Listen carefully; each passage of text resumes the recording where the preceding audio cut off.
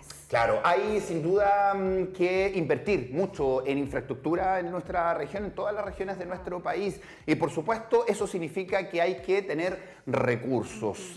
Hay todavía una discusión en el Congreso Nacional con respecto a lo que va a pasar con el presupuesto 2024, que había también la posibilidad de que los gobiernos regionales recibieran menos recursos producto de todo lo que ha pasado por el caso de las fundaciones. Bueno, 3,5% de aumento en el ingreso para los gobiernos regionales, que no ha sido suficiente, no ha sido considerado suficiente. Por ello queremos hablar precisamente de lo que pasa con este presupuesto 2024 con el economista Carlos Smith, que ya está con nosotros nuevamente acá en Matinal Nuestra Casa. ¿Cómo está, profe? Bienvenido.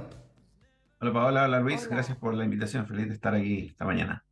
Sí, bueno, hay preocupación con respecto a lo que pasa con este presupuesto, Carlos, y en medio también de todo lo que significa hoy día el caso fundaciones, la crítica hacia la administración de los recursos públicos. Me imagino, y tú lo podrás analizar, uno de los presupuestos más complejos de los últimos años, ¿no?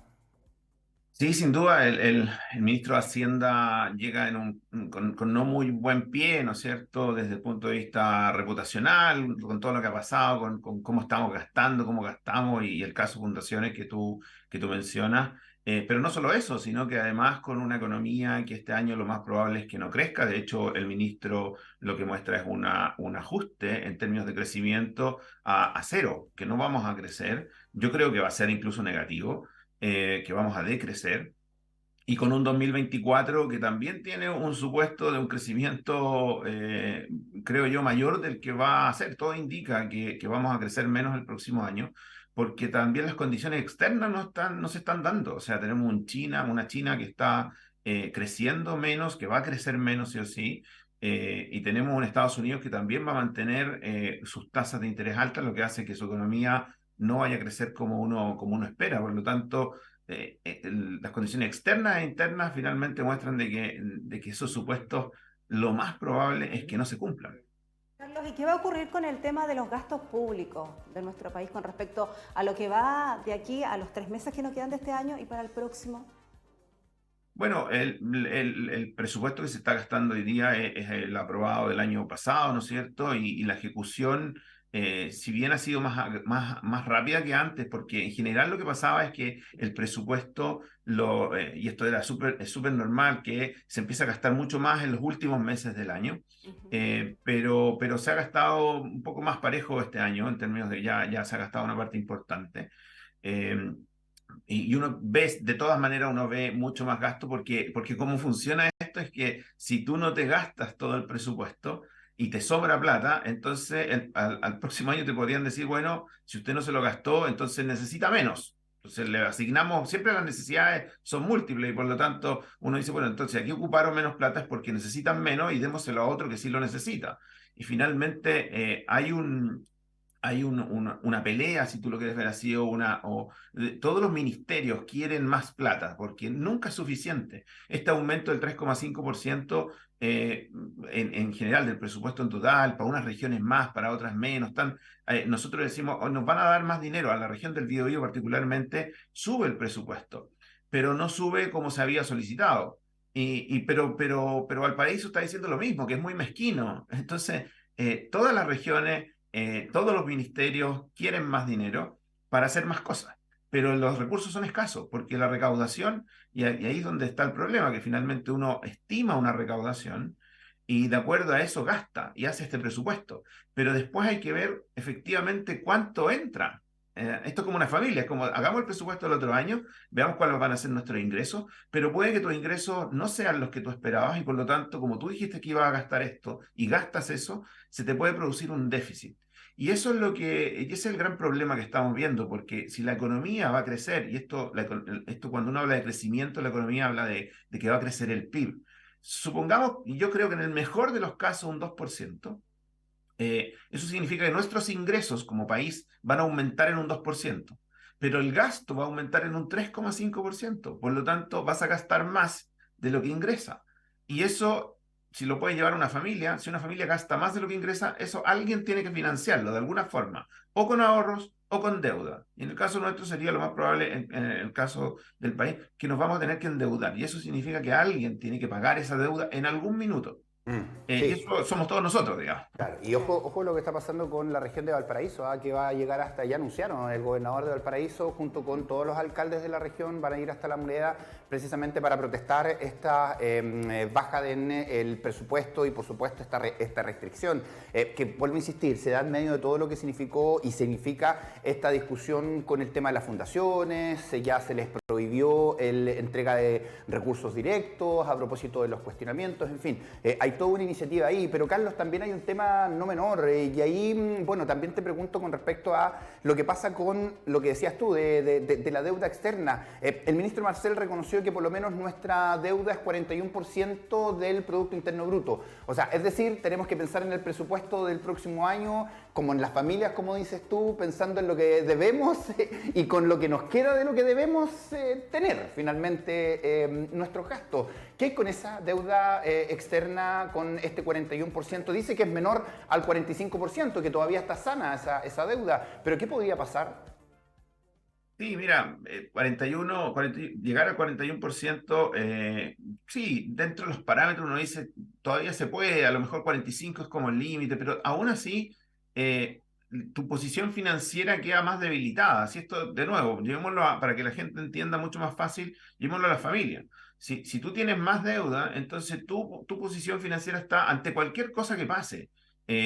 Y a nosotros nos pasan cosas, tenemos aluviones, terremotos, etcétera, ¿no es cierto? Que puede significar en algún minuto tener que endeudarse más y por lo tanto, cuando estás más cerca de ese límite, puede estar muy cerca de pasarte de ese límite. Por una cosa que no tenías presupuestada, porque esto estamos presupuestando de que vamos a llegar a eso. Pero bueno, hay cosas que pasan que podrían llevarte a pasar esos límites y se complica la situación financiera. Te empiezan a subir las tasas de interés, pero no solamente para el Estado, sino que para todos. Entonces, y sabemos lo que ya hemos vivido, lo que significa tener tasas de interés más altas, que desde el punto de vista, por ejemplo, de las empresas, ¿no es cierto? Los proyectos se hacen menos rentables. Por otro lado, tienes gente que no puede acceder a la casa propia, o que se le complica más, ¿no es cierto?, pedir un crédito, y así la economía crece menos. Entonces, estamos como estresando de alguna manera mucho más al país entero cuando seguimos aumentando la deuda. Por lo tanto, yo creo que aquí hay un fuerte llamado a gastar mejor, dado lo mismo que tú decías del caso Fundaciones, en que hoy más encima nos está pidiendo, ¿no es cierto?, un pacto fiscal, que al final es una reforma tributaria, ¿no es cierto?, con otro nombre, en términos de retirar más recursos de los privados para que el Estado gaste más. Y la visión general hoy día, bastante transversal en algunos casos, es que lo que hay que hacer es gastar mejor, ser más eficiente. Hay un montón de programas que la DIPRES, la Dirección de Presupuesto, hoy día está diciendo, mira, estos programas están mal evaluados. Ahora uno entiende que políticamente es complejo, porque cuando tú sacas plata o eliminas un programa que tiene beneficiarios, que gente Claro. que está recibiendo algo del Estado, un servicio, recursos, etcétera, pero lo eliminas para darlo en otro programa, bueno, esa gente que deja de recibirlo se siente perjudicada. Siempre hay ganadores y perdedores. Pero tú lo estás haciendo porque vas a generar un mayor impacto en otro lado. Pero políticamente esos votos son en contra ahora. O sea, es complejo desde el punto de vista político la asignación de presupuesto. Carlos, preguntarte también con respecto a este aumento que va para el próximo año, ¿cierto? Del 3,5, pero ya sé también, pues, ¿se puede proyectar para el año 2025 o no? Esto solamente, digamos, de un año hacia el otro, la proyección. No, uno debiera esperar que el presupuesto, que el 2025 crezcamos más, eso es importante. Si nosotros somos capaces de crecer más, entonces podemos gastar más. Si eso, tenemos igual que una familia, si tus ingresos van a aumentar, entonces tienes espacio para poder gastar en otras cosas. Y aquí nos pasa lo mismo, y ahí está el problema, porque tampoco vemos en este presupuesto que haya mucho gasto asignado a crecimiento, a políticas de crecimiento. O sea, aumentamos la seguridad, eso ayuda, sin duda, pero aumentamos en educación. La verdad es que 30.000 millones de dólares es bastante poco para el presupuesto. Para el presupuesto de educación. Fíjense que educación es el ministerio que más plata se lleva siempre, desde hace un buen tiempo. Más del 33% del presupuesto se va a educación. Luego viene salud, un poco más abajo, alrededor del 30%. Eh, Y los resultados, ya sabemos lo que ha pasado con los resultados en general. El PROA internacional es bastante, un avance casi nulo. Entonces, le seguimos poniendo plata a cosas que no vemos los resultados.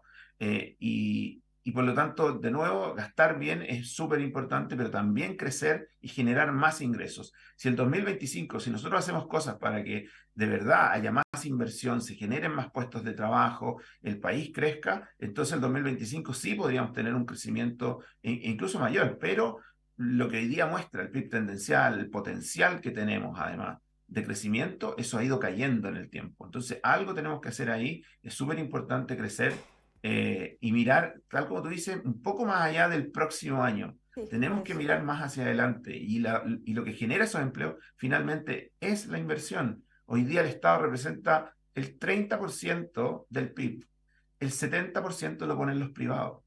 Y ese es el sector que tenemos que hoy día finalmente hacer que crezca. O sea, no podemos confiar en el presupuesto, en el Estado, y no estoy hablando de este gobierno en particular, sino que en el Estado, para el crecimiento del país. Son los privados los que siempre han llevado el crecimiento hacia arriba.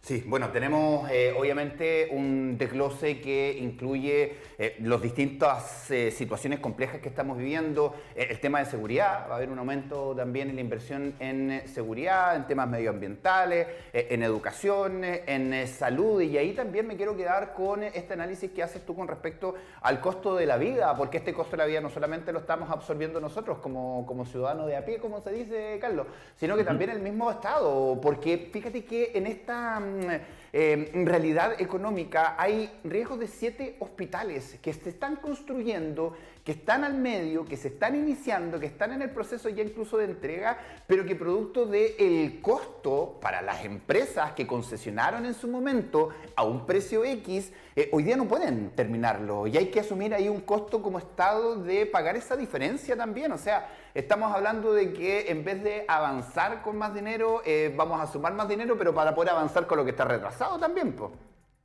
Sí, claro, mira, y eso no solamente pasa en el sector público, en el sector privado también. Cuando uno ve las cifras de inversión y el gobierno dice, oye, la inversión ha aumentado, hay inversión. La inversión lo único que ha hecho, o básicamente casi toda la inversión esa que ha aumentado, es para mantener la capacidad productiva que tienes. Entonces, el mismo Codelco, o sea, ha tenido un montón de problemas de producción y lo que ha hecho es poner más lucas ahí, pero esas lucas son para que volvamos a producir como producíamos antes, no es adicional, no es un crecimiento de la empresa. Entonces, efectivamente, dada la inflación, los costos que tuvieron que enfrentar todo el sector construcción, ¿no es cierto? Todos lo vivimos, incluso si querías hacer algo en tu casa más pequeño, todo estaba más caro. Bueno, eso significa que vas a tener que gastar más recursos en eso y menos en otras cosas. Y aquí el problema económico, y esta es como la primera clase de economía en cualquier parte, es que tú tienes necesidades que son infinitas y tienes recursos que son escasos. Y por lo tanto siempre va a tener que optar, va a tener que elegir. Y cuando tú eliges hacer algo y ya elegiste hacer este hospital, y por lo tanto ese hospital además se lo presentaste a la comunidad y la comunidad lo está esperando, y efectivamente la gente que en algún minuto hizo un presupuesto para eso, pero después con la inflación, con el aumento del costo del transporte, etcétera, de los combustibles, la energía, tú dices, no me alcanza, el Estado va a tener que ponerse, va a tener que decir, bueno, efectivamente hay una cuestión que no tiene que ver con la empresa en particular, sino que es una cuestión global, entonces hay que gastar más recursos ahí. Y poner más recursos ahí significa poner menos recursos en, no sé, la construcción de un puente, en educación o en salud, o en lo que sea, porque al final tú tienes ciertos gastos que están comprometidos ya. Y eso tienes que cumplirlo, si no queda ahí y ahí. También el costo político es bastante fuerte si tú después le dices, sabes que este hospital no va a salir ahora, va a salir o no va a salir nunca, digamos. Claro que sí. Oye, tú hablabas de gastos comprometidos, Carlos, y con respecto a los gastos que están comprometidos en lo que queda de este año 2023, acá en la región del Biobío, ¿cómo está eso? Y para la proyección también nuestra acá en la región.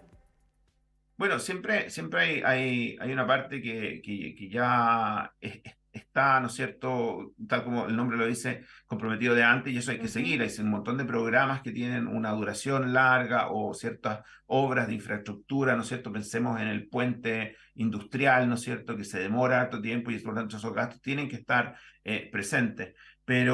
pero siempre siempre falta, nunca alcanza. Entonces, por eso estaba el gobierno regional estaba pidiendo, si mal no recuerdo, algo así como 116.000 millones, sí, perdón, 163.000 millones, y lo que le ofrecen son 111.000 millones. Sí. Claramente esa diferencia es bastante grande. Vamos a ir, y tratan todos de ir a, tal como tú decías, que Valparaíso va a ir a pedir más, pero pedir más significa, de nuevo, quitarle a otros. Nadie quiere menos. Yo creo que en la región necesitamos, por ejemplo, y aquí una cosa súper importante, ayer lo hablábamos con la presidenta del Banco Central, nosotros necesitamos infraestructura productiva, necesitamos caminos, tenemos puertos, tenemos varios puertos en la región, súper importantes para nosotros, pero los accesos a esos puertos son terribles. Hoy día nosotros tenemos que pasar los puentes, las personas comunes y corrientes, como tú decías, lidiar en los mismos caminos donde pasan camiones con madera, con containers. Lo que significa eso hoy día en la demora en los traslados, los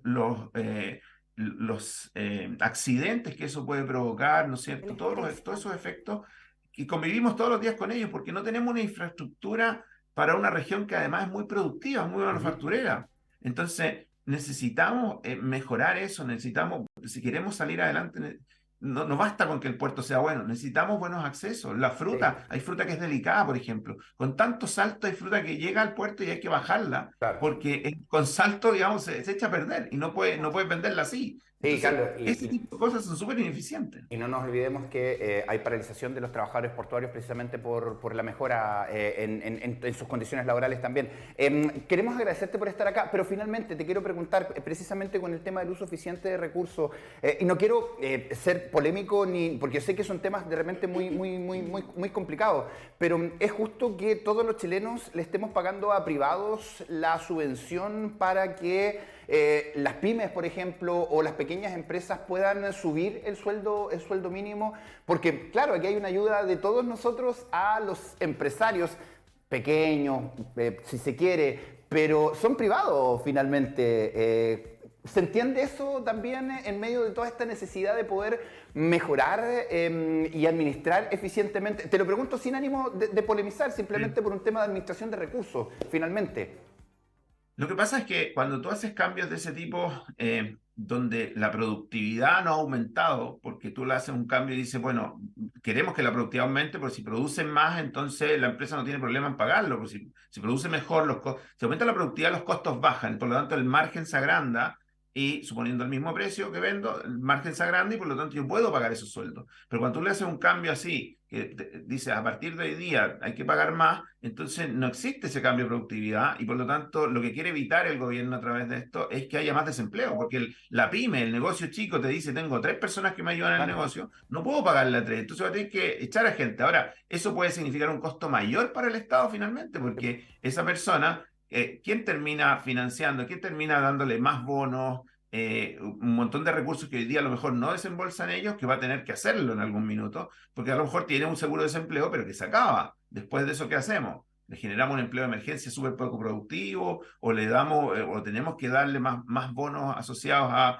o a pagarle la municipalidad aparte de la cuenta del agua, de la luz, etcétera? Entonces uno dice, bueno, ayudemos a la empresa, paguémosle una parte que es menor, y usted pone la diferencia hasta, esto tiene un plazo, ¿no? Y después de eso, usted va a tener que financiar todo. Entonces, uno dice costo-beneficio finalmente, pensando un poquito más en el mediano plazo, no en el mañana que tengo menos recursos porque se lo va a entregar a la empresa. Claro. Pero para el Estado puede terminar siendo mucho peor, digamos, para todos nosotros, ¿no? Claro. Y es bueno poder ir entendiendo esto también en el uso de la administración de recursos públicos, que es la crítica finalmente, de poder administrar bien la poca plata que hay finalmente. Gracias, Carlos, como siempre, por estar con nosotros.